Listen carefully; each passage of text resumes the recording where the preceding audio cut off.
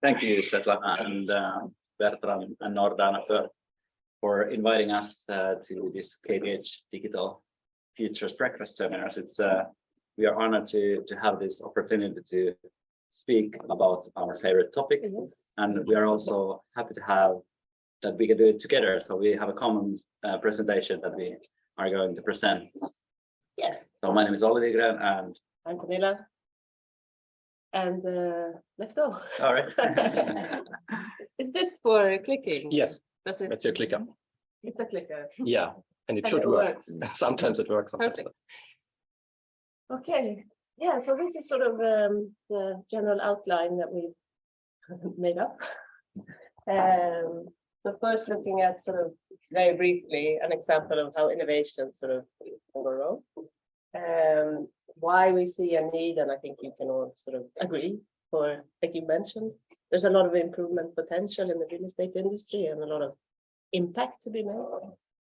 Then Olli, you've been doing quite some research on PropTech, so we'll present some of that. And then sort of wrapping up around how to overcome these challenges. Yeah. Mhm. And I think if you, I don't mind having questions as we go, so you don't need to wait till the end. Go ahead. Can you say what you work with at AFRY? Okay, good. There you go. So I work with, so AFRY has a new division called AFRY X, which is doing digital transformation work. It started a year ago. So I worked there as head of strategy and also a business area manager for one of the units.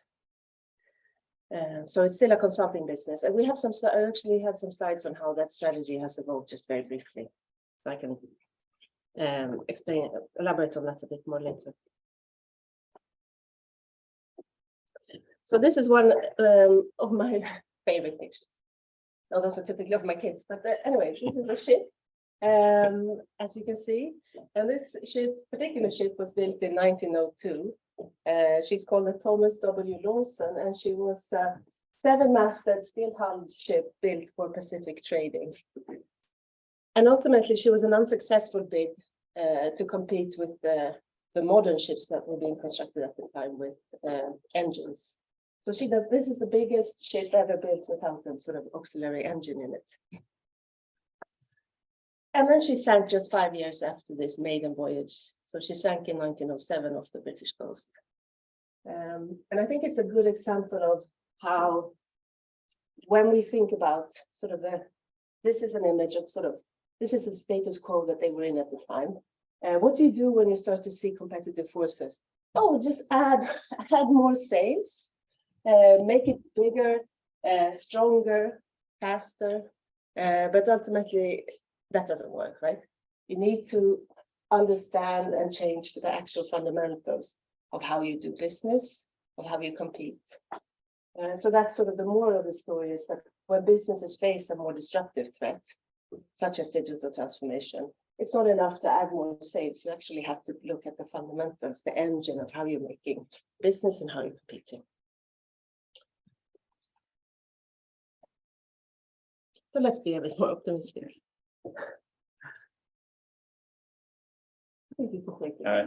So we wanted to start with to say that, okay, a few words about like why do we need digital transformation. I think it's to many it's very what they think, what they know, but it's also surprisingly many who don't know what to do with the digital technologies. And I'm going to talk more about this how do we conceptualize about digital technologies in business. But some of these like outcomes that we can achieve with digital transformation relates to operational efficiency. And this is sort of almost like doing what we have always done, but more efficiently type of thinking. And I think this it has long traditions in real estate sector and also in digitalization. We take new technologies to use in current processes, but we don't change the processes. We just make the current processes more efficient. Then it also, another positive outcome that can come from digital transformation is sustainability and reduction of carbon emissions. And this is quite, if you think about the built environment sector, it's about 40% of all the emissions in it globally. So there is a huge potential to also solve climate crisis within real estate sector and with digital technologies. If you are able to use a digital technology to reduce carbon emissions, for example. But there are also many other ways that digital technologies can be used for other types of sustainability questions. The third point is what we framed as user experience and customer centricity. And this is something that traditionally has not been seen to be very central perspective in the built environment sector, among the where I would say that the real estate owners, for example, they often don't have very good understanding of their customer needs or how they use the building and things like that. So this type of technological advancements can help real estate owners know their customers better and also develop their thinking on to become more customer centric. And it's also the fourth is new offerings or business models. So there are new revenue opportunities in related to digital technologies and new business models. So which is also very big reason for companies to move towards more digital business, because that can bring more new money and investment into the real estate sector. So this is sort of the goals that real estate owners or other businesses can have in their business, but to many they don't see the relation between a goal that they could achieve with a certain technology and a use case of technology. So this link between technology and the business goal is often is missing. And perhaps one of the main points of this presentation will be that companies need to become better at understanding these relations between the business goal and the technology, and that combination can be done with digital strategies. If we go a bit towards start from the technologies to understand the digital transformation process, because it's also so that much of this digitalization discussion circles around the technologies. We have AI this and sensor this, and we are quite obsessed with the technologies themselves. And this data set that I'm using, it identifies more than 40 different technologies that are currently being introduced in the built environment sector. And if you take that and combine it with the different life cycle stages in the built environment sector, you have a lot of different possibilities to make a combination. You can use AI in management of the building or AI in the construction of the building. And those are different types of business cases.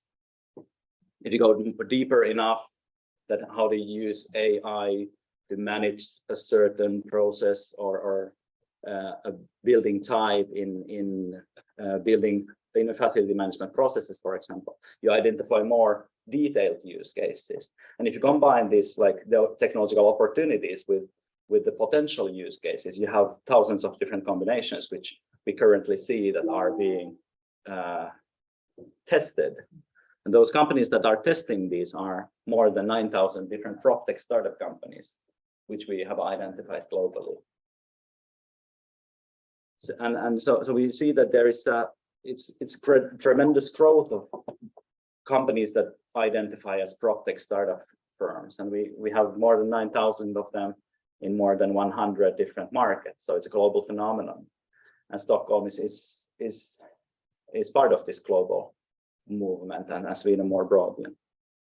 We see it's been growing a lot. Perhaps there are reasons for people to see that, okay, there are opportunities in the real estate sector, and let's move to innovate in that sector and see that, okay, what kind of impact can we make in non-digital sector, because other sectors have already gone through this type of journey before. Or it can be that there was cheap money and a lot of the new startups came up because of the cheap money. But for many reasons, I think there are growth of PropTech in the number of PropTech companies. The decline is probably because the data collection, because of the data collection questions. related to that. But nevertheless, we see more than 9,000 of these firms today. If we look at more precisely to Sweden and Stockholm, this is a report that I collaborated with Stockholm Invest and PropTech Sweden Association to produce this report, which is about PropTech in Sweden and in Stockholm. And we see that Stockholm is among the best places to have a PropTech startup company today, or in many other technology sectors. We see that Stockholm is a great place to be for a startup. And my understanding is that because of good ecosystem benefits from the region, so that you have all the things that you need to start a startup. What is perhaps lacking is sort of a large home market, because, for example, US-based companies can address multiple. They have a larger market to tackle, whereas Swedish companies need to internationalize first and then have a larger market.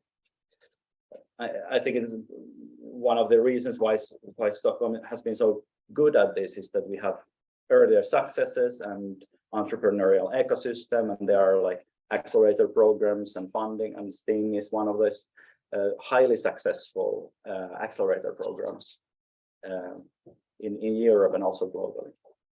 We identified more than 240 different PropTech startups and scale-ups in Sweden, and Sweden ranks 6th in terms of PropTech firms per capita. So it's also a high density of PropTech startup companies in Sweden. But then from these technological opportunities and what the startups are doing, let's move more towards the challenges, and this is more the traditional side of the innovation process in the sector. And I say that the innovation process is broken. So it's I'm gonna stick with that claim now. We have the startups with their technologies, and then we have the traditional real estate sector with the building owners and many other types, which act as clients for the startup companies. So the startup company needs to at some point probably sell their services and products to the traditional actors. And this alignment between the needs of the startup company and the needs of the traditional actors are not always in line. We have built successful companies in Stockholm which have been able to solve this, and there are very highly successful real estate owner actors and other traditional actors who are very good at this. But this is, I'm talking about perhaps the majority of the companies, which are often small and don't have a lot of resources to put in innovation activities.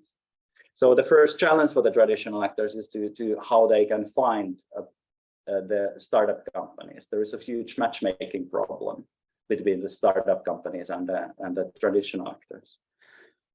This is partially what for example, PropTech associations like PropTech Sweden is trying to solve, is doing this matchmaking between the different types of actors.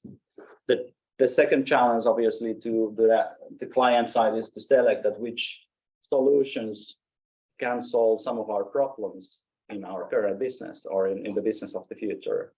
So this selection problem is also challenging. They might identify that this startup company has a potential technology, but it doesn't fit to our current business model, or it has something might not exist in 2 years because it's a startup, and we cannot invest in a startup that might cease to exist soon.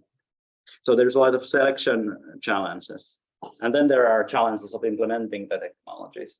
And for the startups themselves is to solve the question of how to scale the business.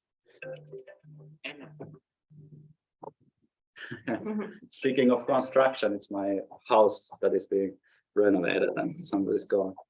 So only after the implementation there can be digital transformation. Something has changed if they are being able to implement the technologies. So to my understanding, PropTech startups are good at technology, but they are often also too focused on technology, and not so much on the real estate owners or customers' actual value creation. And I think this is a challenge for the PropTech sector side, not to everybody, but to many. And here on the client side, I think the lack of implementation, lack of resources and capabilities, and often also poor incentives for innovation are the main challenges. And this is, I think that if we remain with the status quo and we don't implement the technologies with the scale that we should, then probably the problem for the client side is that they cannot reach the benefits of the technologies. And there are this like innovation and environmental benefits, as we spoke about, and social benefits, profits, competitiveness, and cost management benefits, which they cannot achieve without if we remain in the status quo. And at the same time, if the customers are not willing to buy the services from the PropTech startup companies, then the PropTech companies won't remain in business for a very long time. But this sounds a bit harsh, but I know there are hugely successful cases in both startup side and traditional actor side, but this is perhaps still the majority of the digital transformation picture in the sector. But we go forward to a brighter future and talk about how to overcome the challenges. And maybe you, Pernilla, can go to explain this. Yes, I think we spoke quite a bit about this when we prepared this talk, that sort of when you start to phrase or sort of think about digital transformation, like you said, it's easy to conceptualize it as a technological problem or solution, but it's really not. It's more of a cultural journey, actually, and a strategic journey. So, I mean, even though we see these increased innovation capabilities during the past years, I mean, the PropTech firms are an example of that. I think there are a lot of roles in new digital roles in traditional actors. So there's a sort of an increased awareness, I feel, in the industry and sort of ecosystem of the need for change. But these sort of resources and the technologies and the capabilities are not enough to support innovation. I think this is sort of, if I talk of my experience sort of from working in the industry, so I've been working in the consulting industry for Sweco, Thessén, and AFRY. So I've now been around and sort of collected experience from all those places. And my sort of biggest conclusion is that yes, it's really hard for companies, no matter sort of how logical they see. And now I'm mainly talking about these consulting companies, not the clients actually, but I've been pushing for digital transformation also of the consulting industry to support customers better, etc. And no matter how sort of logical everyone thinks it is, and how much consulting also needs to change, technical consulting, it's really difficult if you don't have sort of a board, a management team that truly understand not only the needs for change, but actually the boundaries within which we can change and how to steer and guide that, and also to have the patience. Because sometimes they just have patience for half a year and then nothing happens, right? You need patience for 5 years, 10 years. So that's this third bullet. I mean, the biggest challenge is this, the culture and the business process that sort of kills innovation currently. So it's a culture change problem and a strategic problem, much more than a technological one. Do you have anything to add? Maybe something like that. It's in my research, I first started by looking at Swedish companies in the real estate sector, and we identified that many of them had like new roles in digitalization. But then many said that it's also difficult to act from those roles to make actual digital transformation because their organizations weren't very ready for the digital transformation. Then I went on to make a global survey on the same questions, and we surveyed more than almost 200 people in in 50 countries globally, and they gave exactly the same answers. So we see that this challenge of digital transformation is global in terms of the challenges in like CDO, Chief Digital Officer roles and so forth. So there, I think that most of these people, what they say is that the technology is not the challenging part of their work. It is actually the change management and change of culture within their companies.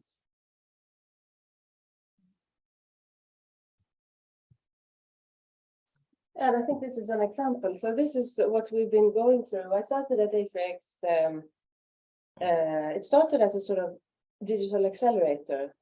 About 2 years ago, I started 1.5 years ago as head of strategy and innovation. And at that point, they had been working at AFRY for I don't know how long, 1.5 years with setting up a strategy. They thought it was really good. And the point then was to scale software products to AFRY sort of is a big company with 20,000 engineers. They have been working, as engineers do. When they don't have anything to do in a project or they have extra time in a project, they start to build their own solutions. So that's been going on for forever. It was the same in Sequence. You always have these sort of prototype solutions. I don't know how many AFRY had, but maybe 50 or something. So they made a big look into those, and then they said, okay, these 7, 8 are the most promising. Let's transfer them to AFRY, and then you go and scale. So there are a lot of flaws in that model. One, they weren't at all, like you said, they were really not focused on value, these solutions. They were only focused on tech and also how to make an engineer's everyday life better, because that's what engineers do. But no one thought about, does the customer really want this? What problem does it solve, etc. So it's like a huge backlog of actually product market fit. And then when you're trying to do a SaaS business, you typically have a long investment time when you build up. I mean, so the board and I think the CEO, now I'm being evil, but they're not here. So I don't think they saw SaaS business model when it's mature. It's generating, a really good valuation multiple, really good profitability without them. But they didn't see it when you need to invest a lot of money and time to get the SaaS business model at that point. So this meant that, of course, this was not profitable. And that's what I mean with the patience here. They had worked like 1.5 years. The board was involved, the CEO. I think we had 6 months in this sort of original AFRY. And then they pulled the plug and said, no, this is not going to work, blah, blah, blah. That was fundamentally a profitability problem. So we were draining the company of cash flow, basically. Okay, and then we said, okay, let's do this instead. Let's try to find a combination of these software products and the professional services.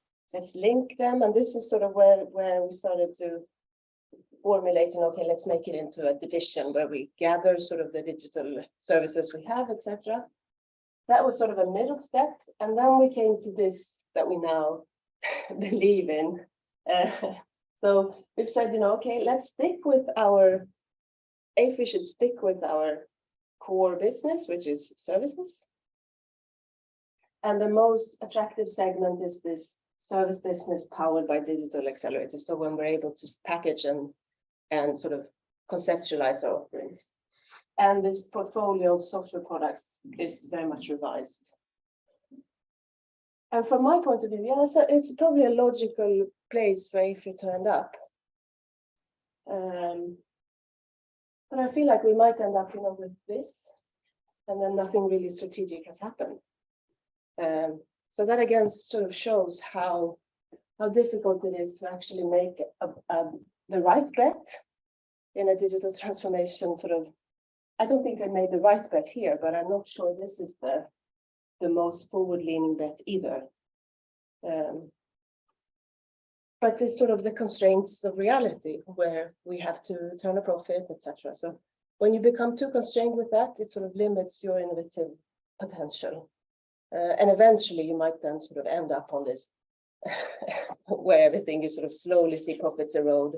You're not able to get out of that. And you end up in sort of a commoditized offering. Which is sad, but I hope I'll make it here. I think I also had this to sort of tie it back to the slide you showed in the very beginning about sort of the goals that companies have when they sort of think about digital transformation and business strategy. So this is typically where we've been with digital transformation, this sort of optimization. I think you call it operational efficiency. So making our current products and processes better, some better customer experience, nothing really new here, but a lot of potential here. And then sort of moving into this second area, which is a bit more transformative, where we start to develop sort of more new products and services, new business models. And this is where it starts to get maybe a bit more challenging. This is where the culture, here there's not so much, like we spoke about earlier, sort of the cultural issues. Here you sort of stay within the status quo. Here you can keep a lot of your business fundamentals intact. The managers are happy because you're getting a little bit better ROI, etc. Here you're starting to challenge. If you want to go here, you're starting to challenge the sort of underpinnings of the organization. New business models, like I spoke about, can be really painful, given the context you're in. And this is sort of the third domain where you end up in a much more disruptive. And this is typically where you can see sort of completely, the incumbent companies are typically not the ones driving this change. Typically, this comes from completely other players like Airbnb and all the typical ones that we know. But where you have a completely new models for value creation as a consequence, then a new industry structure. So I think when you think about digital transformation, it's quite useful to sort of conceptualize it so you sort of know where you are. Yeah. Can I ask a question there? Yeah. Just sort of now we talk about all these challenges that get into digital transformation. What examples do you see in the Nordics or wherever sort of you operate where they actually are successful in doing a digital transformation? We have examples. Oh, no. He's a researcher. I think there are in other sectors, for example, I see a lot of good things, especially marketing. A lot of companies have understood how to use customer data to create more user experience, efficient communication. But I'm more thinking of within the real estate and construction sector. I think this traditional optimization is something that a lot of companies have been successful. If you look at, for example, today energy management systems are a field where a lot of real estate owners are very aware of the energy consumptions and are able to do this optimization better and better. There is also some areas in customer experience, for example, in shopping malls, this type of development. But I think that we haven't yet seen very transformative or disruptive innovations coming from the traditional or seen in the sector. But I think that, as I said, there's 9,000 PropTech startups who are more driving these type of models. And I would say some of them will be highly successful. And there you have already a lot of examples of models that I see that can be very transformative. Many of them operate, in fact, in this area, but they are more innovative in that they solve optimization problems, but they are more innovative in how they do it, and they can produce something new. I think that the biggest question probably relates to building data ownership and management, because that can become like a Google type of business model or some other type where you have sort of the operating system for the built environment as a whole. But nobody has yet been able to commercialize that kind of solution to a large extent. So, but there are many who are trying to develop like operating systems. That's somewhere over here, potentially. I think it's also an industry, sort of the construction and real estate industry is sort of, this is just my perspective, but I think, I don't think it's an industry which is very prone to digital disruption. I think it needs transformation, but I don't think we'll see the type of sort of swift change that we've seen in a lot of other industries. There are a lot of things in the real estate and construction industry that sort of, and it's just a fact. It's not like I'm not placing any value on it. Sort of, it's just that there's a lot of, it's a really big ecosystem, very complex processes, highly regulated, long-term value, which makes it sort of much less, sort of much slower than the sort of consumer industries, for example. So I think there's a lot of elements that speak to that. There won't be sort of a, and also we've seen quite a number, like Catera in California, for example, they failed. There's been a lot of initiatives that have been trying to sort of transform some parts of the industry, even all of them, and it's proven quite difficult. And I think WeWork is another example. So I mean, I think there's a number of mechanisms in the industry that make it more stable. But that doesn't mean we shouldn't work on digital transformation. But I think it's going to be more of a gradual thing rather than a big disruption just sort of coming that. I think one good example of a like disruptive startup was Airbnb. I think that it is highly successful. And I think a lot of people in built environment sector, for example, research, they focused on optimizing construction projects, but there is less research or understanding on what do we do with the existing buildings and the existing users of buildings. So this type of questions are now becoming more and more on the agenda. I think it's easier to change, to create new disruptive businesses within the existing building stock rather than in when you construct, because construction is so complex. And somehow maybe we can wrap it up. Some recommendations that we thought through. I think a general theme of our presentation has been to be very strategic about digitalization and digital transformation. And when you are in a firm, I think that it's a good advice to really work on your innovation strategy or digitalization strategy, and work from that, not get instantly interested in all the shiny new technologies, but really think that, okay, what kind of value it would create and how to organize a project, how do we act as an organization to take the benefits of different technologies. So the goals and actions, organizational development, cultural change, all need to be aligned to some extent in an organization in order to be successful in the innovation. And I think one way of sort of unpacking that bit also is to consider a lot of companies sort of, when you're in a, you sort of become immersed in the culture and how things are, the processes, etc., the people, and then you start to look at your organization not from the customer perspective, but sort of from the internal perspective. We have this organization, we have these managers, these are our goals, and you sort of get lost. And then it can be quite difficult to sort of untangle. Okay, what can we do? What can we do in this tightly knit system that's delivering optimally? And but if you start to think more about, so what's the customer sort of value? What problems are we actually solving for the customer? Then you can sort of step out of your small world within the company and start to think about, okay, what problems are we solving today?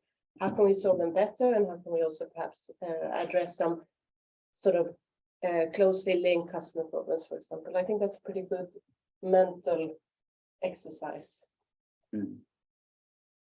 Maybe we should call it open innovation strategies. I think that one of the learnings from my research is that, especially in the implementation phase of innovations, I think that the right people needs to be in the right room in order for implementation to happen. So there, I think that it needs a sort of a critical mass of people, but working on as well specified innovation problem. So there's a lot of different talk about innovation in very, very broad and high level, which doesn't lead to implementation. But when implementation happens, it's typically so that there are experts in the room who can drive some really implementation and action in an organization. And there, if you want to have this, the goals of different stakeholders need to be aligned. This is also that a lot of people have, or a lot of businesses have different innovation goals. So the goals need to be also aligned in this. type of work when you implement innovations. And then we said many times already that there needs to be a long-term commitment on innovation. It's not happening overnight. It takes years. Very important. Yeah. If you are interested in some of what I've been writing about the topic, there is industry reports, the Stockholm and Sweden report that I mentioned. This is the global survey that I produced together with consultants from London, and then some academic publications, which you can also take a look, and the links are there if you are interested. So we are very happy that we had the opportunity to present today. Thank you Thank you so much.